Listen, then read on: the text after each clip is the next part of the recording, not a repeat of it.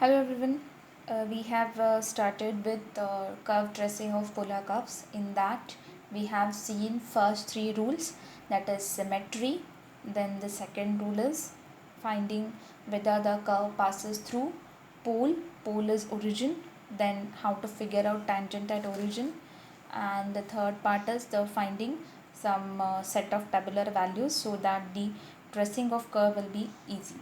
Right now here we are dealing with the next three rules. The fourth rule in here is uh, how to find out tangent at other points on the curve, right?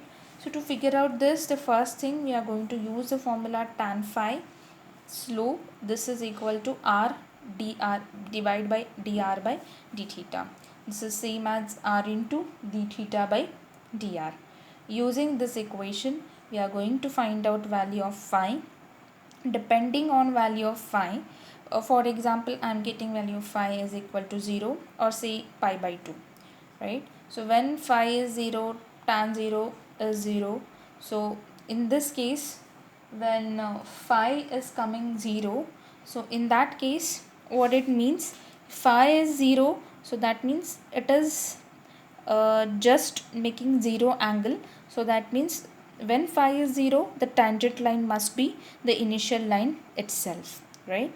And when suppose phi is pi by 2, so in that case it is making 90 degree with the initial line, so it will be just perpendicular to initial line, right? So when we solve some example based on this, I'll explain this through the example. Okay.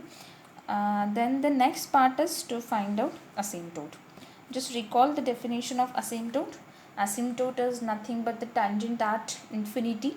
So here how we are going to get infinity? When r becomes infinity, at that point I am going to get the asymptote at that point, right? So just note that what we are going to do here is to find out some value of theta so that r is becoming infinity, right?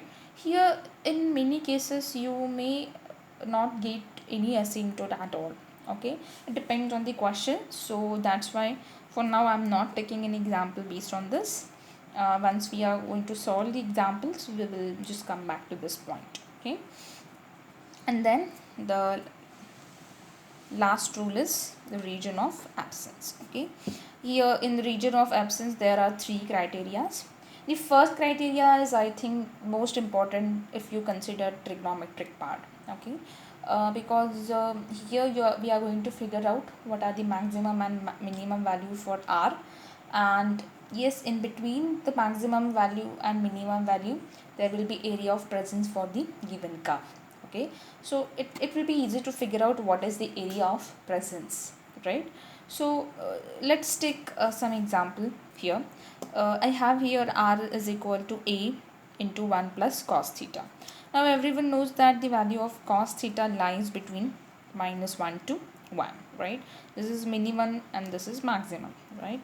So if I substitute minimum value here for cos theta, so this is 1 minus 1, so r becomes 0, so minimum value for r is 0.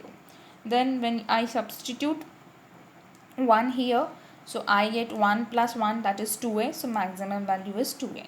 So area of presence for the given curve is going to be 0 to 2a. Okay, so when I have a trigonometric function like cos theta and sin theta, I know what is the upper and lower boundaries for cos theta and sin theta, so I can surely use this technique here, right?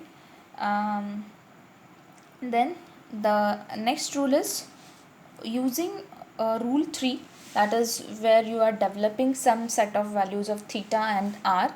So you can observe that when you are increasing theta from 0 to infinity, how r varies, and also when theta is decreasing from 0 to minus infinity, what are the changes in r, right?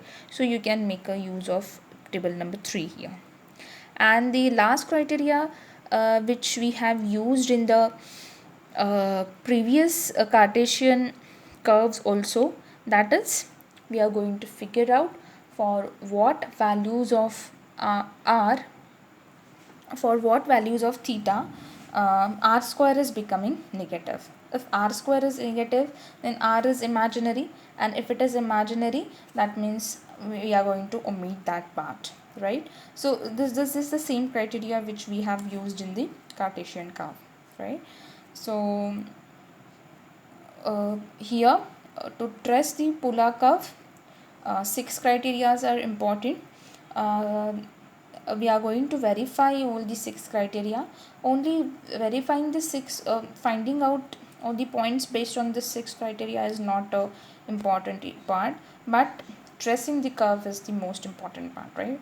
So for that you need to verify each and every point correctly. Okay, so just go through this one more time, and then we'll start solving questions based on this.